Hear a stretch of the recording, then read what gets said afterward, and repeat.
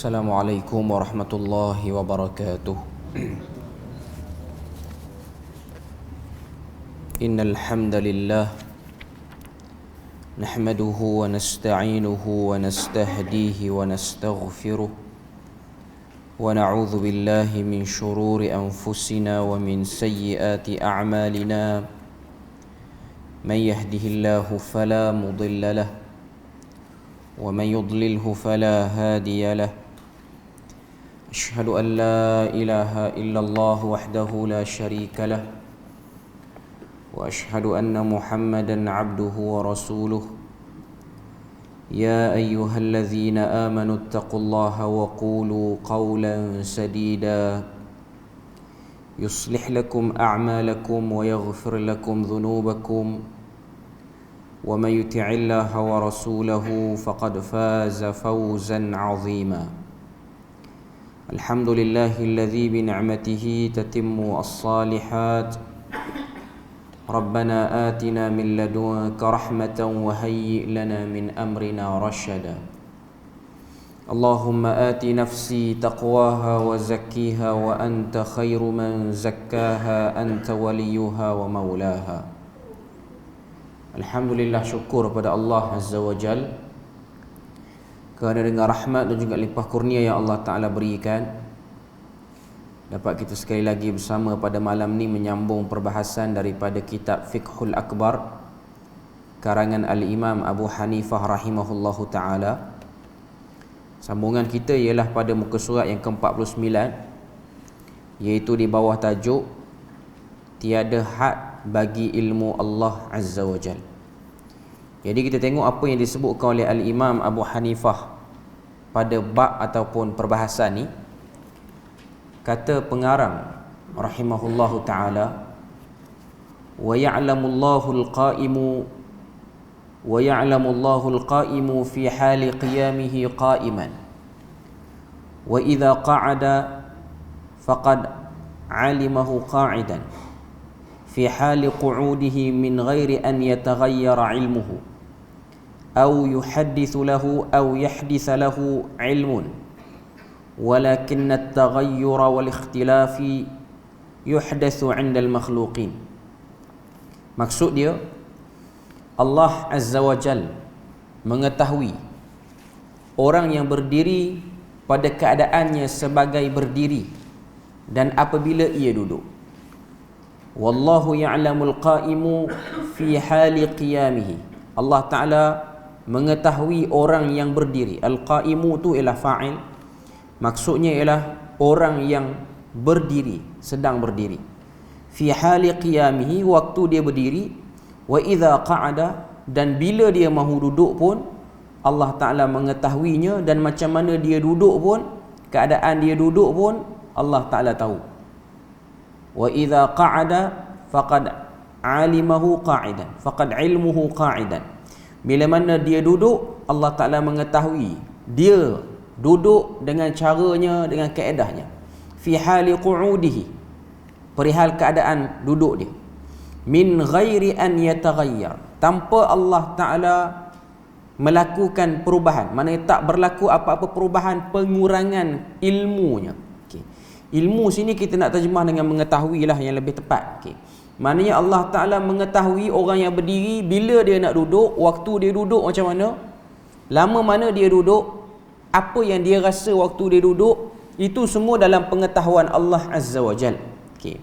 Tanpa berlaku perubahan, min ghairi an yataghayyar, tanpa berlaku perubahan, au yuhditha lahu ilmun, atau berlaku pertambahan ilmu. Maknanya bila mana satu makhluk tu duduk, kita bagi contoh orang tu duduk, dia duduk, sifat dia duduk macam mana, rapat tak rapat papan punggung dia, itu sudah diketahui oleh Tuhan. Maknanya bukan hanya Tuhan tahu dia duduk, tapi Tuhan tahu keseimbangan papan punggung dia waktu dia duduk. Maknanya pernyataan yang nak beritahu sempurnanya ilmu Allah Azza wa Jal, dan tiada had mengetahuinya Allah Azza wa Jal tentang hal keadaan makhluknya. Perbahasan ni dia nak cerita tentang Allah Ta'ala itu alim dan juga khabir. Innahu alimun bidhatis sudur. Dalam banyak ayat Al-Quran Allah Ta'ala sebut innahu alimun bidzatis sudur. Dialah Tuhan yang maha mengetahui apa yang berada di dalam dada-dada makhluknya, iaitu dalam dada-dada manusia lah. Apa dia fikir. Alim tu maknanya Tuhan tahu benda-benda besar yang dia fikir, perancangan. Okay. Lepas tu Tuhan pun sebut dalam Al-Quran, Allah Ta'ala kata wallahu khabirum bima ya'malun.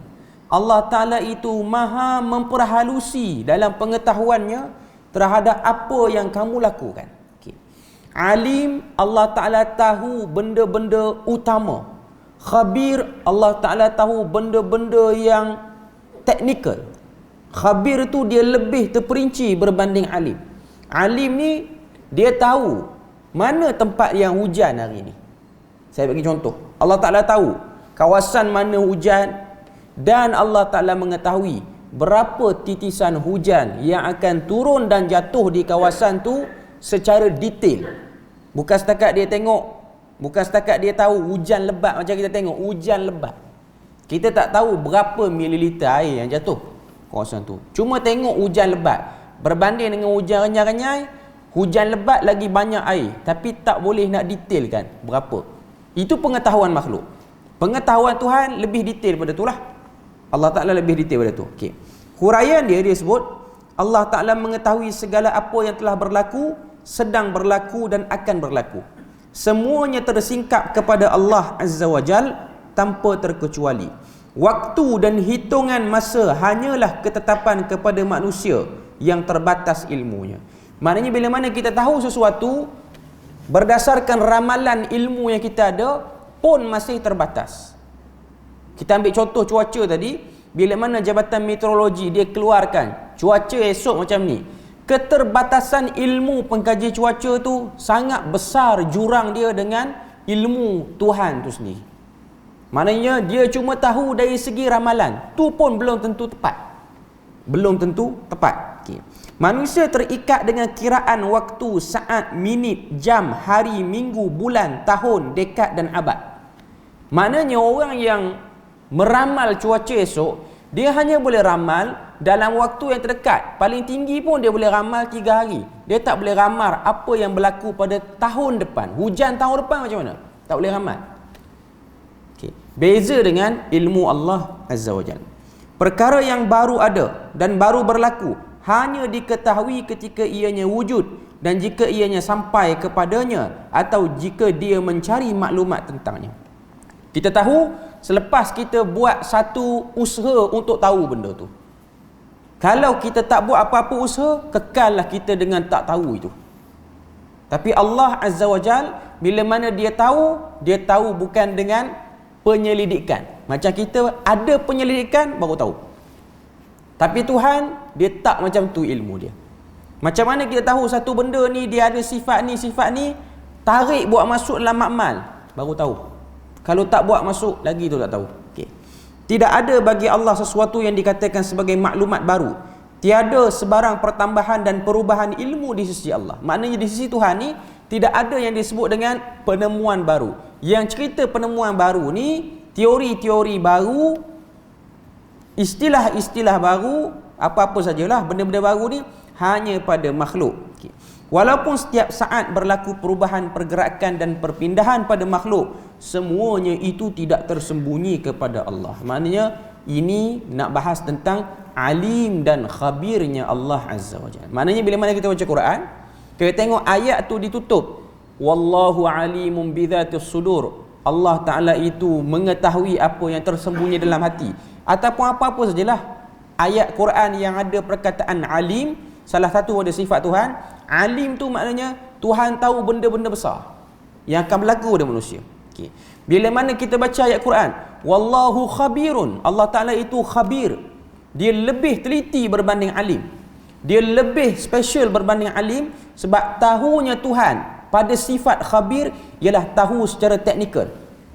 Bukan tahu secara tepi-tepi, tahu lebih-lebih kurang, nampak ujung-ujung, surface, permukaan saja, bukan.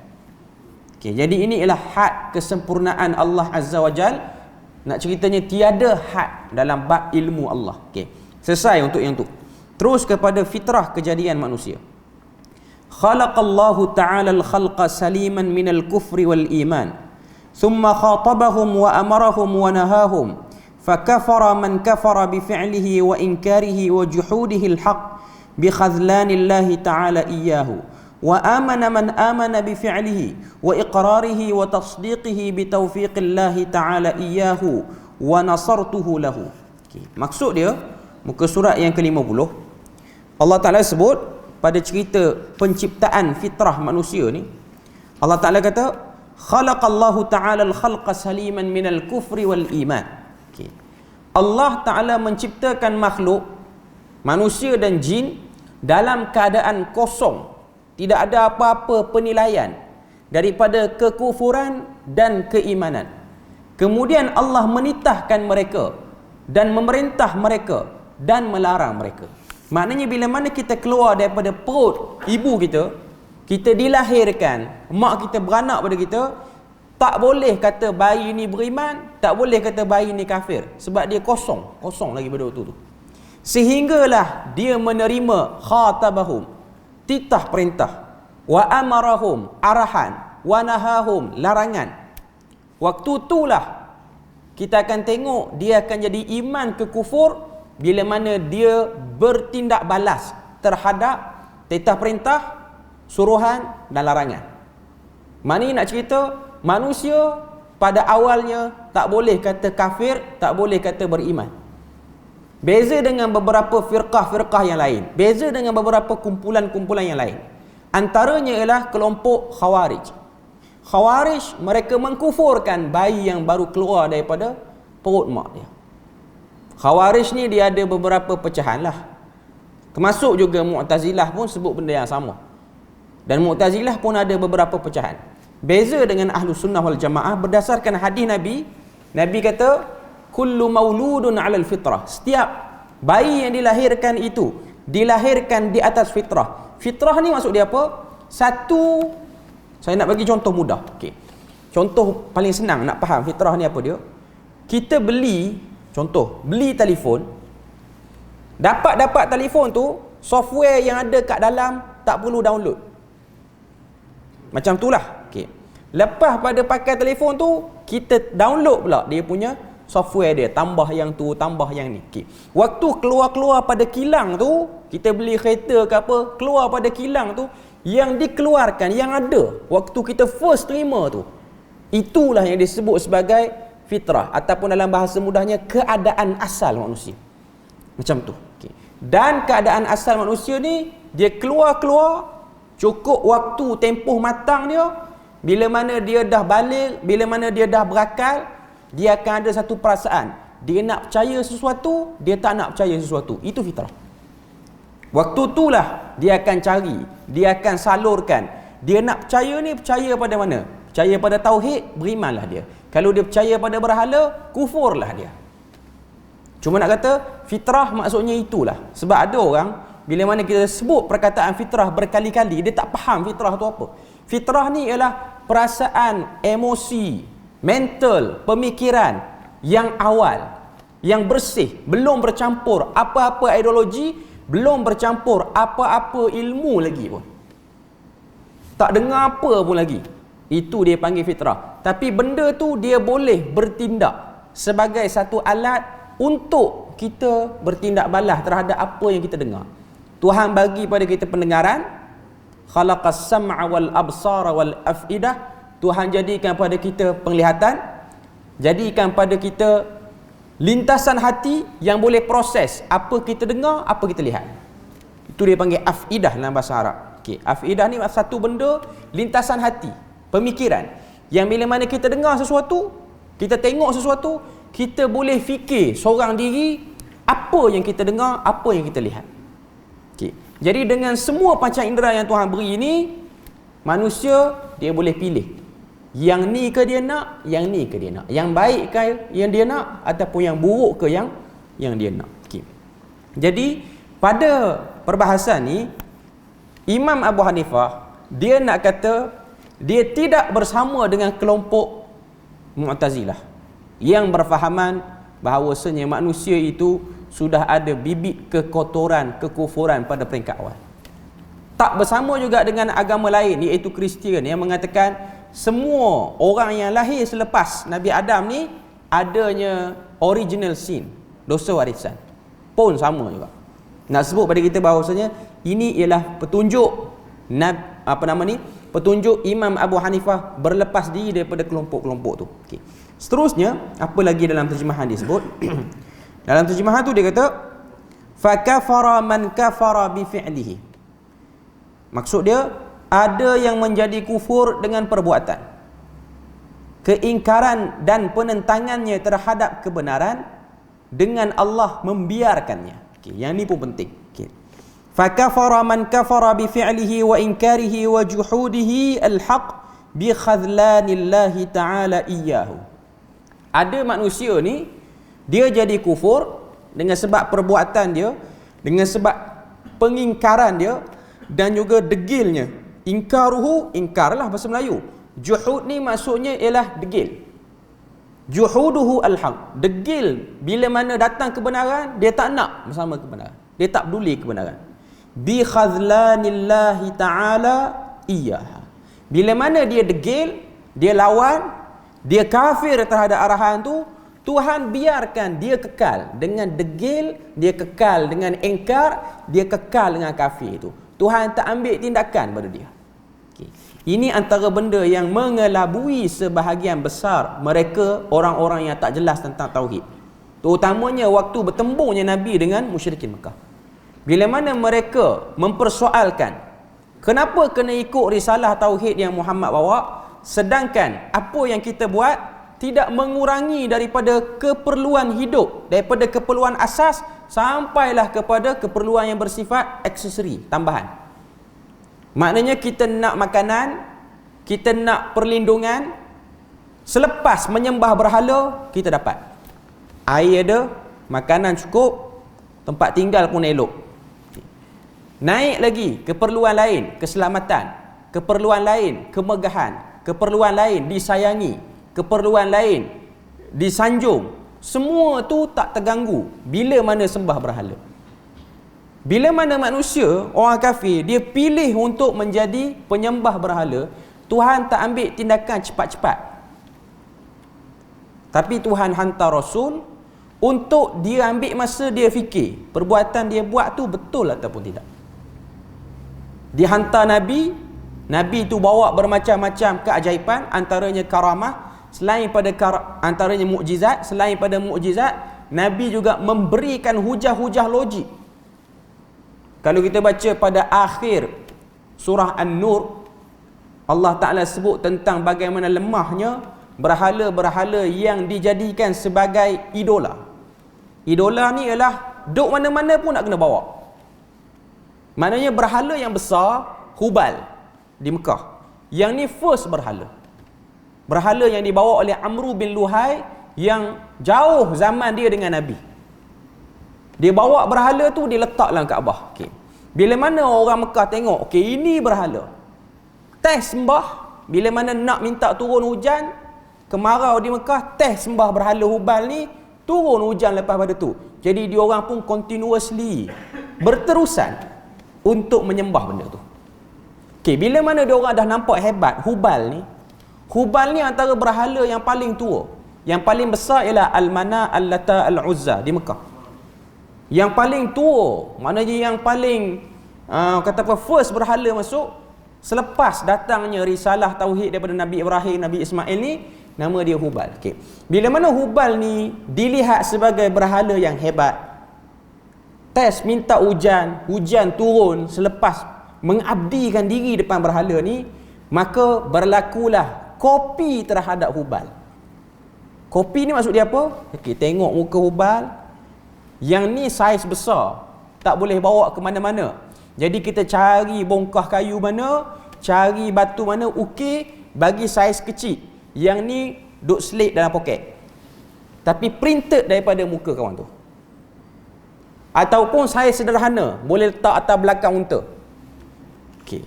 Jadi ini ialah bentuk-bentuk penyembahan berhala yang berlaku.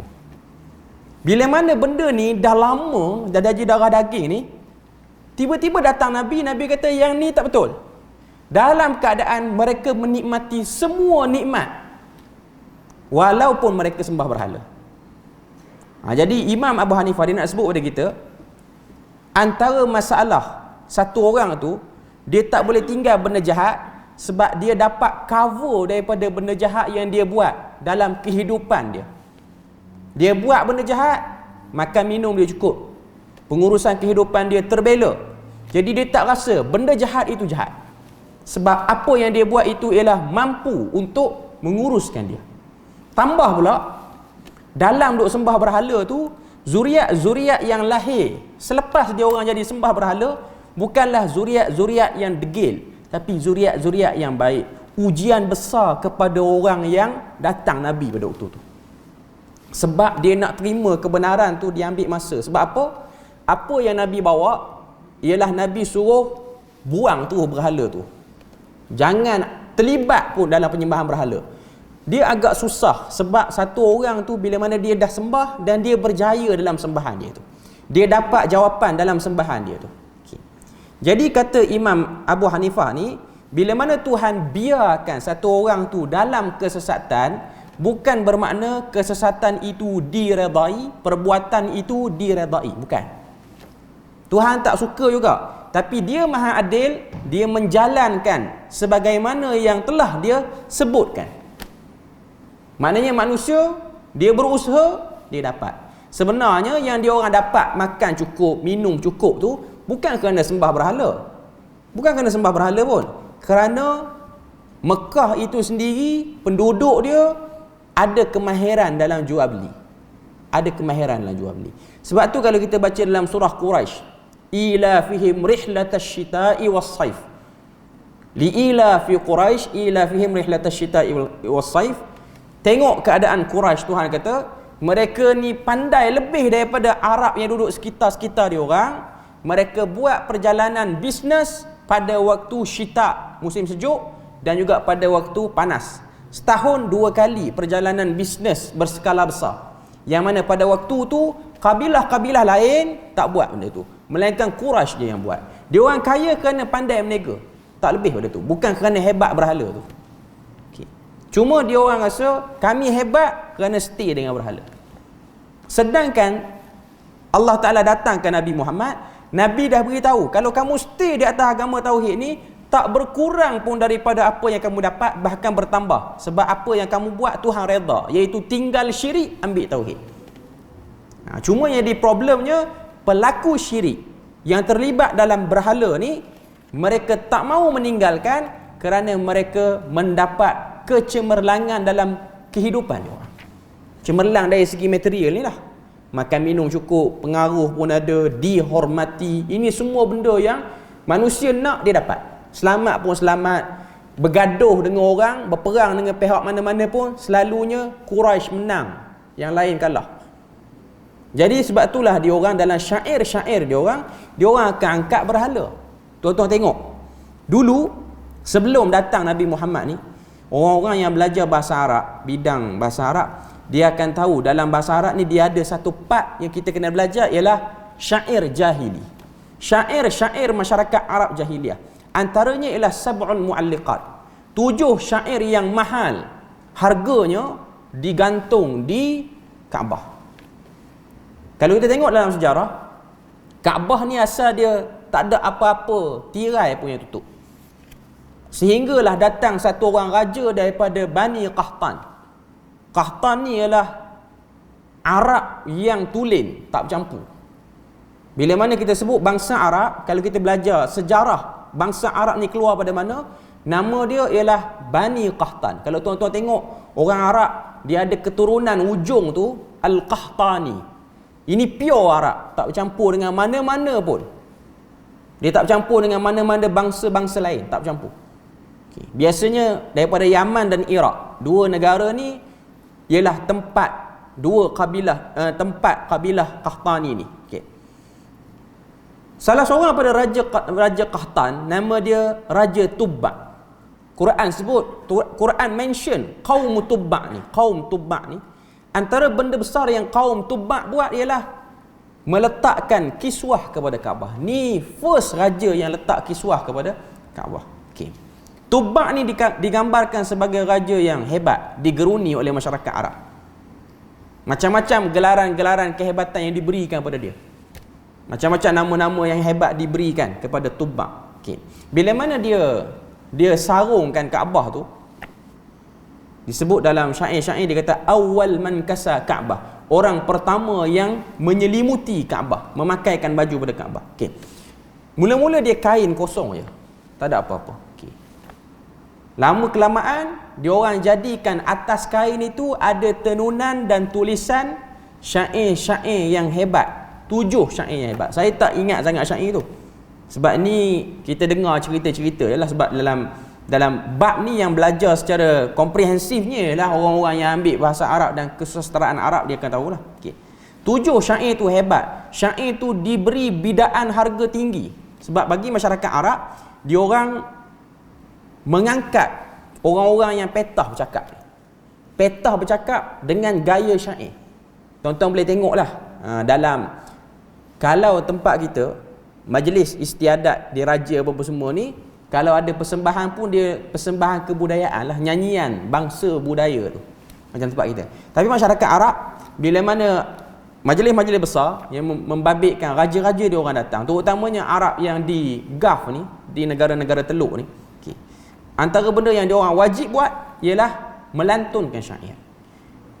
Dan dia orang memang, orang kata apa, mengangkatlah golongan-golongan yang pandai bersyair ni. Tapi syair orang Arab zaman sekarang dia dah tak macam zaman dulu. Syair orang Arab zaman sekarang dah dipengaruhi dengan bahasa-bahasa daerah yang kadang-kadang mengganggu keaslian bahasa Arab tu. Dia ada satu orang, Ra'id Mish'al nama. Ra'id Mish'al ni General Mish'al. Dia dalam turus angkatan tentera di Arab Saudi ni, pangkat dia general. Okay. Tuan-tuan boleh Google tengok Ra'id Mish'al. Okay. Kerja dia ialah kalau ada majlis-majlis besar, dia akan syair. Syair Arab ni dia bukan syair macam kita yang mendayu-dayu macam nak tidur tu. Syair dia yang bersemangat.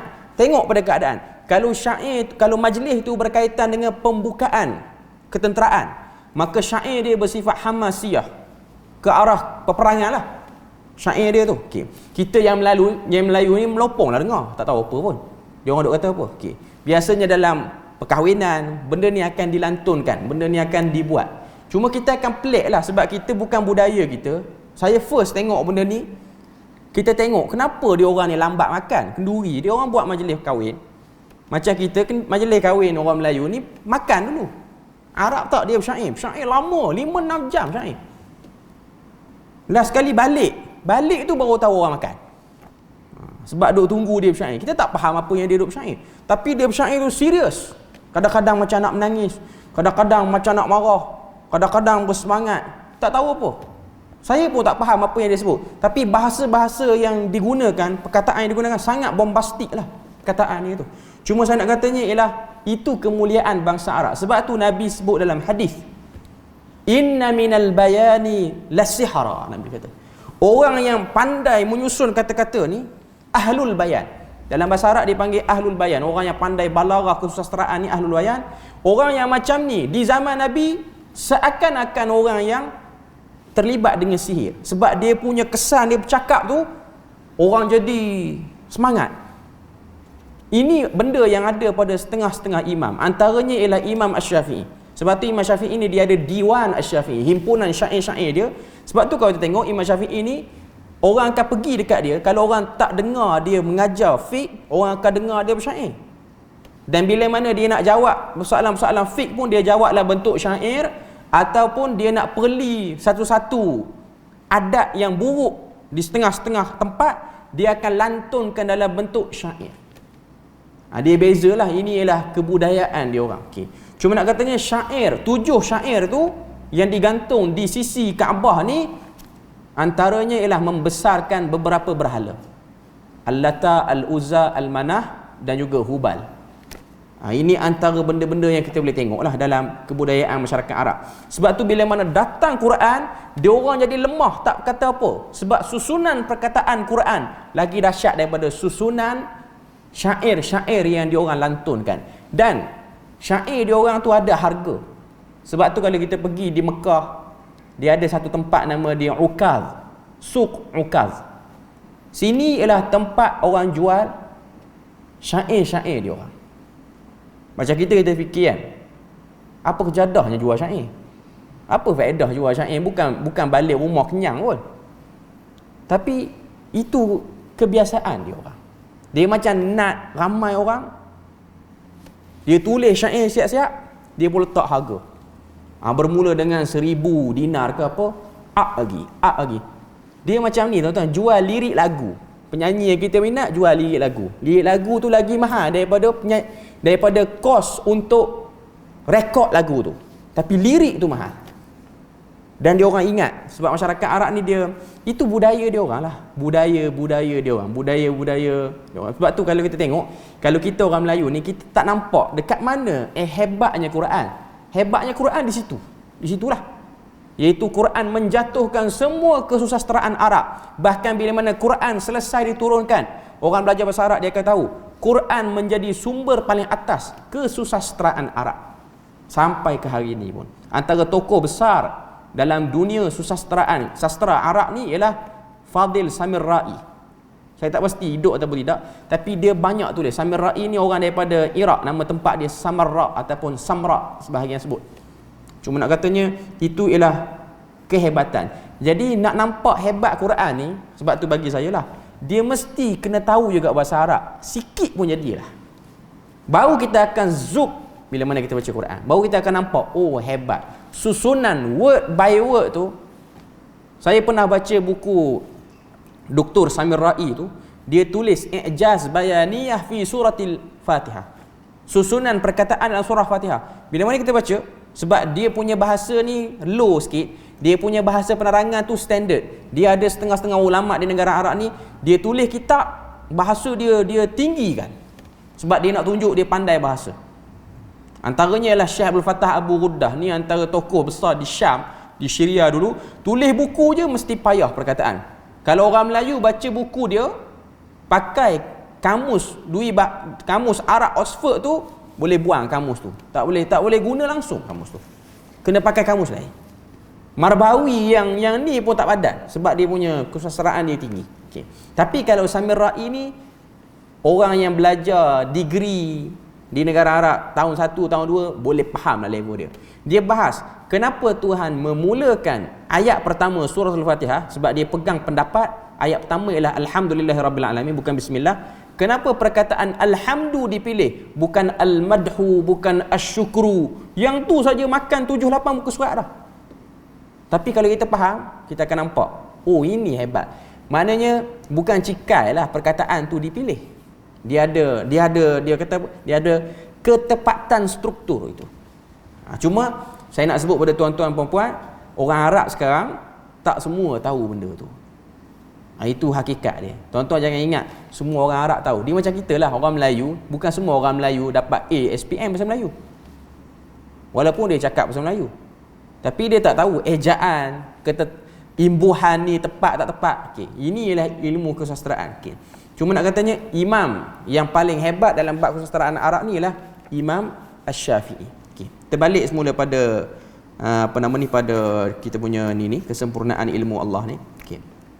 Dia kata fitrah kejadian manusia ni, okay, bila mana dia sebut macam tu, manusia beriman, ada yang beriman, muka surat 50 tu, ada yang beriman dengan perbuatan, pengakuan dan pembenaran dengan taufik dan pertolongan Allah. Tadi dia sebut ada yang kufur dengan perbuatan. Saya nak sebut tadi ialah bagaimana orang kafir dia kekal dalam kafir sebab dia buat benda syirik tu, dia seronok dengan benda syirik.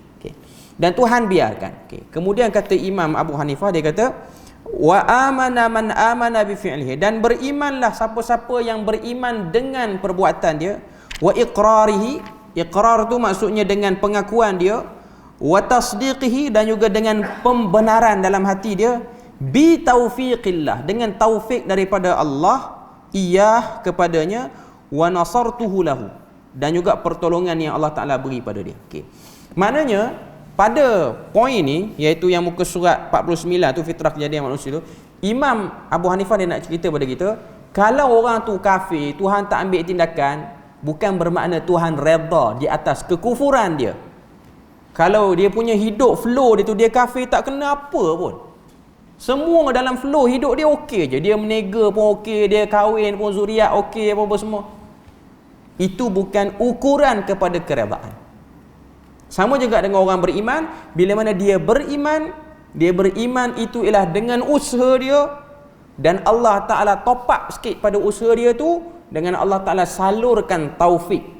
Allah Ta'ala jadikan dia punya cari kebenaran tu, dia akan laluan dia tu dimudahkan. Okay. Dalam huraian kita tengok, Allah Ta'ala menciptakan manusia di atas fitrah, iaitu semua manusia berpotensi untuk menjadi mukmin dan kafir. Okay. Tengok apa dia sebut tu, semua manusia berpotensi. Dia boleh jadi mukmin, dia boleh jadi kafir. Dia ada bakat untuk duduk pada dua-dua part tu. Boleh jadi mukmin yang baik, boleh jadi kufur yang hardcore punya kufur. Okay. Setiap manusia mempunyai persediaan untuk menerima Islam atau sebaliknya. Semua. Huwallazi khalaqakum faminkum kafirun wa minkum mu'minun wallahu bima ta'maluna basir. Dialah yang mengaturkan kejadian kamu, maka ada sebahagian kamu yang kafir dan sebahagian dari kamu yang beriman. Okay. Kita tengok situ. Wallahu bima ta'malun, dan Allah Ta'ala itu terhadap apa yang manusia lakukan. Saya selalu sebut, perkataan ta'malun dalam Al-Quran maksudnya perbuatan yang disusuli dengan keazaman dan niat. Itu maksud dia. Maknanya bila mana manusia dia nak buat sesuatu, amalun ataupun ta'malun itu ialah perbuatan yang bukan berlaku secara refleks, tiba-tiba je berlaku, bukan. Melainkan perbuatan itu sudah dirancang. Dan Tuhan kata, basirun, aku tengok dengan teliti apa yang kamu rancang sebenarnya. Maknanya dakwaan-dakwaan kelompok-kelompok yang mengatakan kita ni menjalankan takdir Tuhan, kita ni tak tahu apa-apa, terbatal lah. Sebab perkataan ta'malun tu maksudnya ialah melakukan dengan perancangan, dengan kemahuan. Okey. Inna hadainahu sabil imma syakira wa imma kafura. Ni surah Al-Insan ayat 3. Sesungguhnya kami telah menunjukkan kepadanya jalan-jalan, sama ada dia bersyukur dengan beriman dan taat, ataupun ia berlaku kufur dengan mengingkari kebenaran atau menerhaka. Maknanya sabil tu maksudnya jalan untuk jadi orang bersyukur ataupun jadi kufur, dua-duanya ada. Dan bila mana satu orang tu pilih, dia macam satu package dah, dia akan lalu situ. Melainkan dia nak buat keputusan, dia nak tukar pula di tengah-tengah perjalanan tu. Contoh dia kafir, tiba-tiba dia jadi muslim. Contoh dia muslim, tiba-tiba dia mempersoalkan banyak arahan-arahan Tuhan, dia berubah ke landasan kekufuran pula. Okay. Oleh kerana manusia tidak boleh merasa cukup dengan panca indera serta daya akal sebagai sumber maklumat, maka Allah mewahyukan melalui para rasulnya untuk menentukan manusia ke jalan hidayah. Ini apa yang huraikan kata-kata Imam Abu Hanifah ni. Dia kata manusia dia tak padan kalau dia nak berpada dengan panca indera, dengan akal, sebab ada part-part yang dia tak boleh faham, terutamanya benda-benda gaib. Maka Allah Ta'ala datangkan Rasul, tunjukkan pada dia cara nak berinteraksi dengan benda gaib, iaitu tentang zat Tuhan, tentang malaikat, benda-benda yang dia tak boleh tengok dengan panca indera dia. Oleh itu, dengan itu, terserahlah kepada manusia jalan yang benar dan yang salah. Apabila manusia mencapai kematangan akal, iaitu akal yang mampu memikirkan dan memahami tentang perkara agama, Allah menitahkan mereka dengan perintah melakukan kebaikan seperti keimanan dan ketaatan. Okay, ini muka surat 51. Dan larangan daripada kejahatan seperti kufur, syirik dan maksiat. Semuanya ini melalui wahyu Al-Quran dan Sunnah. Maknanya, bila mana manusia tu dia boleh berfikir, maka Allah Ta'ala akan jadikan dia boleh kenal pembeza di antara kebaikan dan juga keburukan. Dan dia boleh kenal kebaikan itu melalui paksi wahyu dan juga Al-Quran. Okay, wahyu iaitu Al-Quran dan juga Sunnah. Setiap manusia diberi kuasa untuk memilih. Ini benda yang kita kena tahu. Okay. Kecuali dia punya peluang untuk tahu apa dia pilih tu terbatas. Ini pun satu part yang kita kena bincang. Satu orang dia nak kenal kebenaran tu dengan suasana sekeliling dia tak boleh kenal secara keseluruhan. Dia kenal separuh. Yang macam ni, yang dia jahil separuh lagi tu, dia tak akan diambil tindakan pada bab tu. Contoh dia buat satu benda yang salah, dia tak tahu benda tu salah di sisi agama, tak ada orang sampaikan dia sampai dia mati pun, maka yang tu ada cara Tuhan nak deal dengan dia di akhirat nanti lain. Yang tu tak sama. Yang ni ialah cerita orang yang dah jelas, yang benar, yang jahat, tahu semua part, komponen-komponen dia semua tahu. Yang ni dia punya angle-angle, sudut-sudut dia semua kenal, tapi pilih juga nak ambil bahagian yang buruk. Itu cerita dia. Manusia menjadi kufur dan ingkar kerana itu pilihannya. Surah Al-A'raf ayat 146, dalil yang dibawa sini, sa'asrifu an ayati alladhina yatakabbaruna fil ardi bighairil haqq wa in yaraw kulla ayatin la yu'minu biha wa in yaraw sabila ar-rushdi la yattakhidhuhu sabila wa in yaraw sabila al-ghayyi yattakhidhuhu sabila dhalika bi annahum kadzdzabu bi ayatina wa kanu anha ghafilin. Aku akan memalingkan hati orang-orang yang sombong, takbur di muka bumi dengan tiada alasan yang benar daripada memahami ayat-ayatku. Maknanya Tuhan kata asrif. Asrif ni maknanya Tuhan akan paling orang yang tengok benda betul sebagai tak betul dan benda tak betul sebagai betul, sehingga dia telah buat teori salah. Yang tak betul ni lah betul. Itu maksud dia asrif. Asrif ni maknanya benda tu sama tapi hakikatnya beza. Macam mana saya nak bagi kefahaman ni? Dalam bahasa Arab, yang tukar duit ni, tukaran mata wang asing, dia panggil apa nama ni? Sarf ataupun sarif lah. Orang yang tukar mata wang. Okay. Perbuatan tukar mata wang, contoh daripada ringgit nak pergi ke Saudi. Okay. Dua-dua duit tapi nilai lain-lain. Yang ni ringgit Malaysia, yang ni rial Saudi. Okay. Dua-dua duit. Yang ringgit Malaysia pun panggil duit, yang ni pun panggil duit. Okay. Tapi nilaian tak sama. Proses tu dalam bahasa Arab dia panggil sarf, dia tukar. Okay. Maknanya bila mana Tuhan kata sa'asrifu an ayati, aku akan palingkan mereka daripada ayat aku, maknanya benda-benda bisikan syaitan akan dilihat sebagai wahyu, wahyu dilihat sebagai bisikan syaitan. Dua-dua tu boleh bawa manusia dengan berbagai-bagai wajah. Dua-dua tu dipanggil sebagai panduan, tapi panduan buruk dengan panduan baik. Itu dia panggil israf ataupun sarf, disebut dalam tu. Okay. Kemudian Tuhan kata, sa'asrifu an ayati, kami akan palingkan hati. Sebab saya rasa perkataan memalingkan ni dia tak berapa mencakupi semua part yang sepatutnya kita kena tahu pada ayat ni. Aku akan memalingkan hati orang-orang yang sombong takbur di muka bumi. Yang kena ni ialah orang yang sombong takbur dengan tiada alasan yang benar daripada memahami ayat-ayatku. Dia sombong takbur tanpa ada excuse yang munasabah. Sebab apa tak nak terima? Tak nak terima wahyu ni. Sebab Muhammad ni tak pandai membaca. Oh, lekeh sangat alasan tu nak tolak.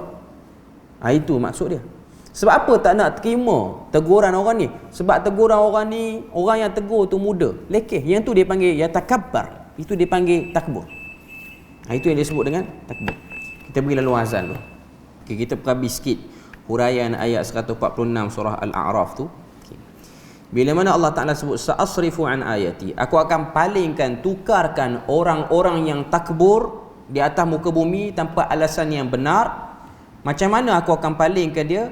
Wa in yarau kulla ayatin la yu'minu biha, bila mana mereka melihat ayat-ayatku mereka tak beriman, dengar aja dah tak percaya. Okay. Wa in yarau sabila rusydi la yattakhidhuhu sabila, bila mana tengok lorong kebaikan buat tak peduli, tak ambil langsung.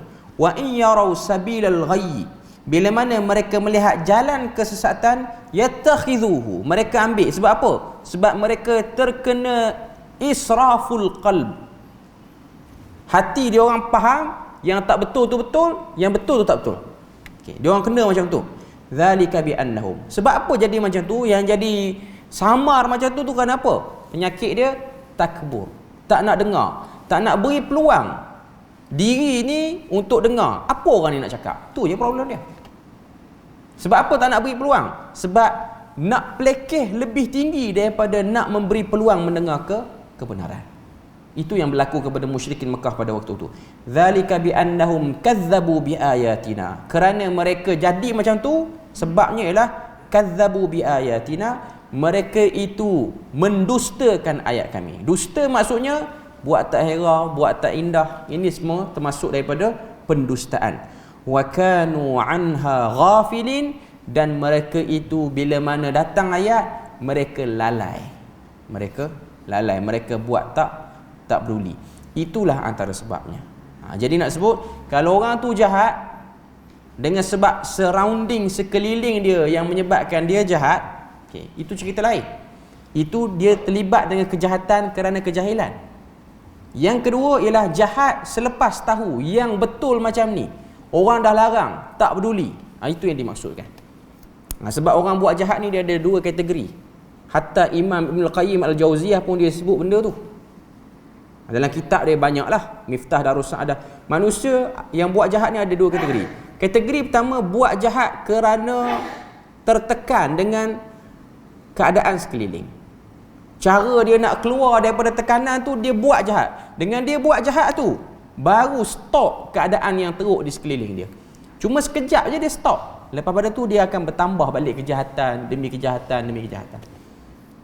Yang kedua, dia buat jahat kerana tahu benda tu jahat. Macam musyrikin Mekah, dia orang bukan tak reti sangat ayat Quran. Dia orang reti pun. Dia orang faham sebab dia orang reti bahasa Arab lebih daripada Nabi.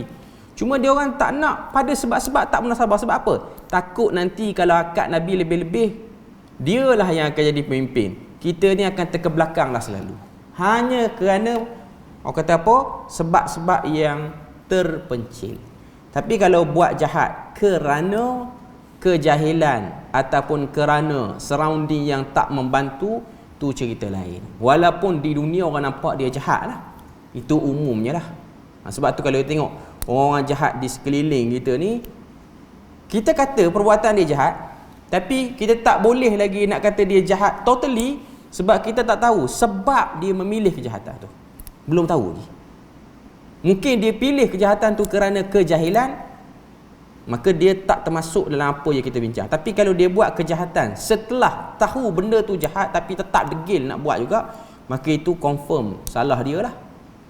Confirm salah dia. Macam kehidupan kita macam tu lah, kita akan jumpa dengan orang. Sebab tu kita tengok orang yang kena hukuman apa-apa semua ni, yang disabitkan kesalahan ni, belum tentu dia tu waktu dia buat jahat tu dia memang orang kata apa, tahu benda tu jahat dan dia sedar implikasi kejahatan dia buat. Tak ramai juga macam tu. Walaupun tuan-tuan tengok ada orang dia duduk dalam penjara lama, tapi dia tak tahu benda jahat yang dia buat tu ialah benda-benda yang boleh memberi kesan buruk. Dia tak tahu. Itu dikategorikan sebagai orang buat jahat yang tak diketahui. Saya cerita tu sebab tadi, ni cerita panjang sikit lah. Tadi saya dihantar oleh jabatan untuk mengisi satu program di pusat koreksional Perlis ni.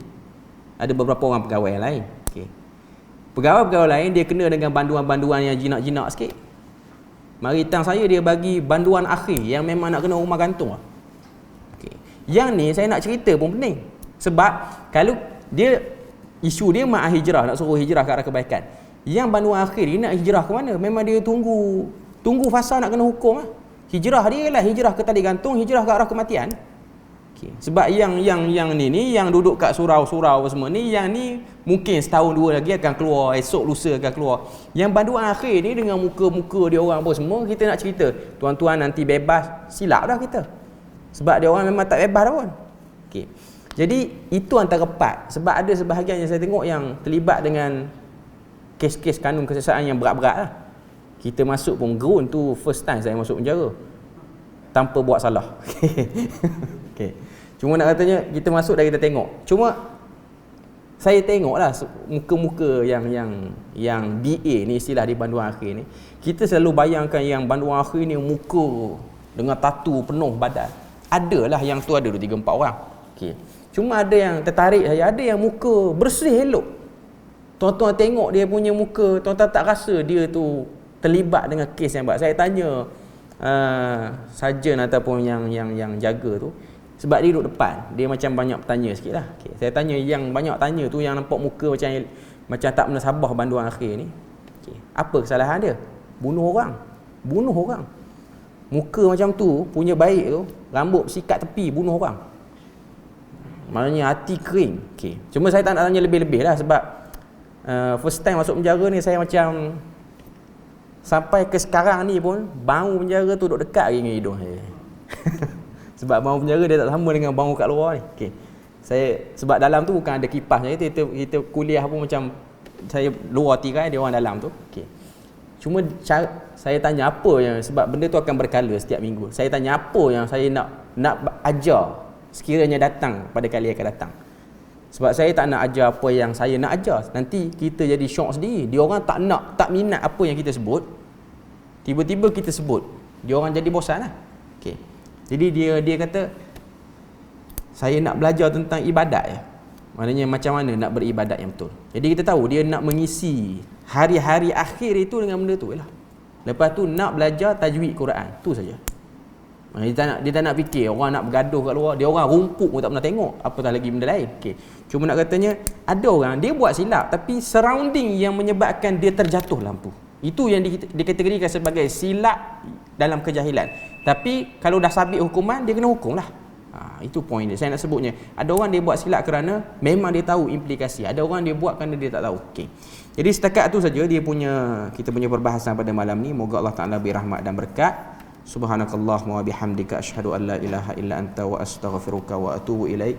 Wassalamualaikum warahmatullahi wabarakatuh.